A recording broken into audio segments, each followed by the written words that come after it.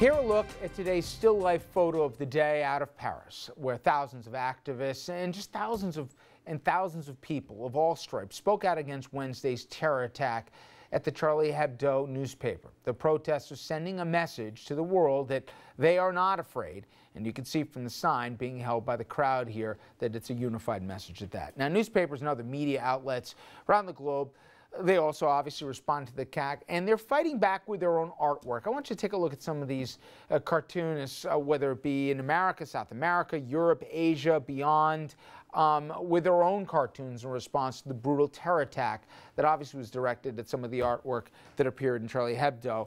And this one where you see that obviously a terrorist shooting a cartoonist with the caption, "He drew first." And there was more. The next image drawn by a caricaturist from Chile, and you can make it out for yourself. This one coming from India. A French artist drew an image of a magazine as a ducky flying above a gunman, saying the ducks always fly higher than the guns. French slang for ducks can also mean a newspaper. And here in the U.S., in the Washington Post, the editorial cartoonist Tom Towles wrote, "But the pen will endure and the line will be drawn." Now, some papers around the world did publish the actual image that cost workers at the satirical paper their lives. Huffington Post and the New York Daily News, a part of that group. However, the Daily News blurred the depiction of Muhammad in the cartoon. The Post, the Washington Post that is, BuzzFeed, CNN, and the Times, they're among those that chose not to. And in an explanation, the executive editor over at the Times, Dean Baquet, he released the following statement saying, "We have a standard that is pretty simple. We don't run things that are designed to gratuitously offend. That's what the French cartoons were actually designed to do. That's their purpose, and for that publication, it's a fine purpose, but it's not ours. So I had to decide whether it was so important to the story to show the drawings, important enough to drop the standard, and the answer was they were not. We could describe them, and anyone who wanted to see them could easily do so." And for his part, Wednesday, the president said the U.S. stands in solidarity with France and called the country one of America's oldest, strongest allies. He also said the terror attack was an assault against the freedom of speech. The fact that this was an attack on journalists, attack on our free press, also underscores the degree to which these terrorists fear freedom of speech and freedom of the press. But the one thing that I'm very confident about is that the values that we share with the French people, a belief, a universal belief in freedom of expression, is something that can't be silenced because of the senseless violence of the few. All right, two parts of this. There's the editorial side, and then there's the practical side. Andrew, let's save a debate whether or not they have a right to this. Of course, they have a right to put what they wanted to in their publication. But I saw something interesting. The French foreign minister had asked them, "Hey, guys, stand down on this. You're crossing a line." And there were people working in embassies around the globe, including in Syria for the French embassy, saying, "Are they nuts? They're going to, our lives, my family's lives are being put at risk because these guys continue to go put out the cartoons." From a judgment standpoint, I know it's satire, so that almost satire and judgment don't go hand in hand, but if after said that there could be consequences to it, should there ever be hesitation or discretion as to how far you go? Personally, I don't think so, because then what's the next line in the sand? When the next ultimatum comes from these extremists, no, now you can't do this. Now you can't say this word. Now you can't describe this in a negative sense. I mean, you're on quicksand at that point. So I don't think so. I think you do your best to defend people and property and lives after the fact, but you don't change the way you live. And I think that's an argument that's compelling for French newspapers or for Americans, you know, when it comes to surveillance or whatever the case may be.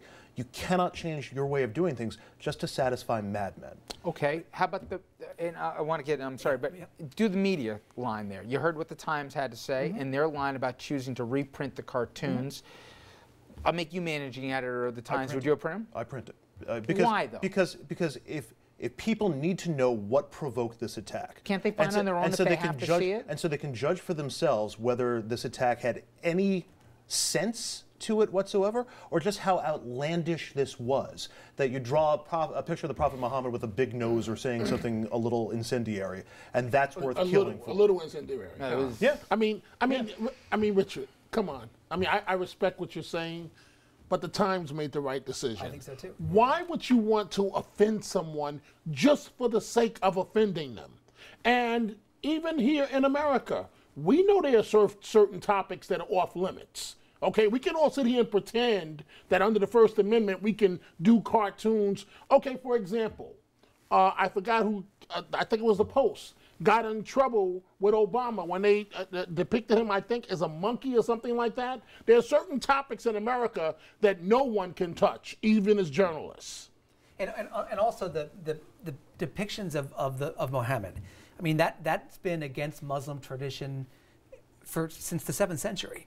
I mean, it's specifically in Islam that you do not depict the prophet. I'm not supporting the terrorists, obviously. I think they should be taken out and shot. However, there's no reason, I think the Times is exactly right, to gratuitously offend Muslims. Why do that? To what benefit? But I think there's two separate issues, and I think we're conflating them. And here's where I'm with Andrew. With respect to the French, the publication of a satirical magazine that puts in things that anybody finds offensive, and they go further in France than we do with our politically correct cartoons. I'm all for that. I am all for that. That is the essence of freedom, is that they can put in something that's offensive. That's a different question from whether the Times, as a newspaper reporting on the story, should have included it. Would you have? I think it's a much closer call with the Times, because they're saying, is the picture necessary for the story? And the picture is available if you go look for it.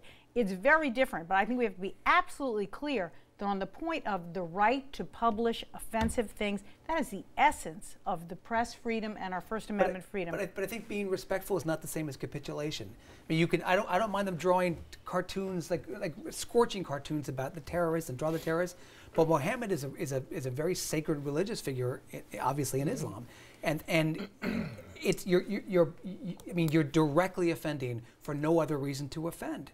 Other than to offend. But isn't that what the First Amendment allows? Yeah, I mean, but you can do it. Like, who do you do it to? And if the point is to show some of the silliness that's incumbent in every religion, some of the rules that, you know, people have the right to make that point, to poke fun at religion in general or any specific religion in particular, and that you're simply going to walk away from it because it's offensive to some people, that's going to put everything off limits at some point. I could go on Twitter right now or right after the show and go on Twitter, and I could offend millions of people around the globe. I could do the monkey thing with the president. I could do Jewish stuff. And you'll be shunned, but you won't be shot. Yeah, I'm not saying shooting people is right. I'm saying... But you are not a satirical drawer, a person whose livelihood is based on making what they consider to be artistic things that offend other people. I agree, because nobody can draw the line. So at the end of the day, I'm with you. My only point is, a Danish guy was killed. Yes. People, the place was firebombed before. Yes. People have been killed for this. The French foreign minister, they've said, listen, you're putting also foreign assets at risk here and people at risk by doing this.